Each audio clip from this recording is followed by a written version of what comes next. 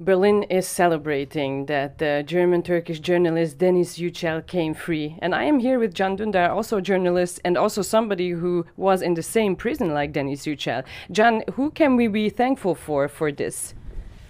First of all, Chancellor Merkel, I guess, she made the deal with the Turkish counterpart. And of course, this is the decision of Erdogan, I guess, because in Turkey, without his knowledge, no judge can decide on such an important issue. So the Sultan orders his arrest, and then he orders his release. So he was released, but he might still face an indictment of 18 years in prison. Now you're basically now in the same situation, or he is in the same situation as you are, because you will be both of you be in the middle of a process. What can he expect? I don't expect anything for Deniz Yücel at the moment because the deal is done, and imagine that for a year they couldn't prepare an indictment. And now, all of a sudden, after this negotiation, in 1 hour, they prepared it.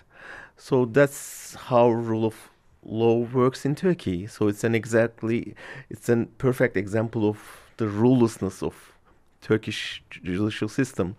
So that's why I don't expect anything for Deniz Yücel from now on, as long as the relationship between the Germany and Turkey goes well. Otherwise, of course, there's a danger for all German journalists still, because with this agreement, whatever it is, Erdogan understands that it is possible to get something from Germany just by arresting a German journalist.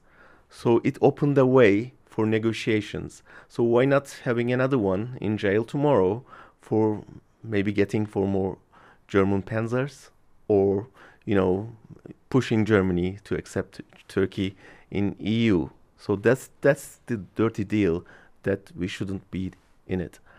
So basically what you're saying is that Deniz Yücel was a great leverage for the Turkish government to ask for some compromise, probably from the German government or from the EU. Now, who is going to campaign for the other 150 journalists, Turkish journalists in jail? What kind of leverage do they have?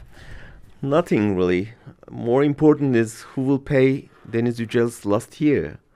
I mean, he spent a year in jail for nothing, just doing his job. So there are 150 more in Turkish jails.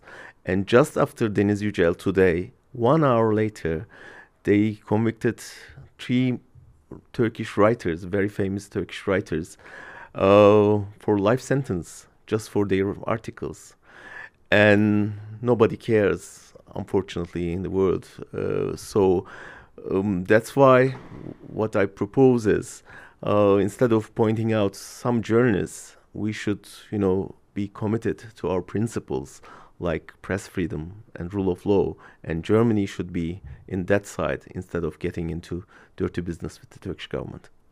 Thank you very much. We will be standing up for press freedom, and we will definitely be covering about the case of the 150 other Turkish journalists in prison.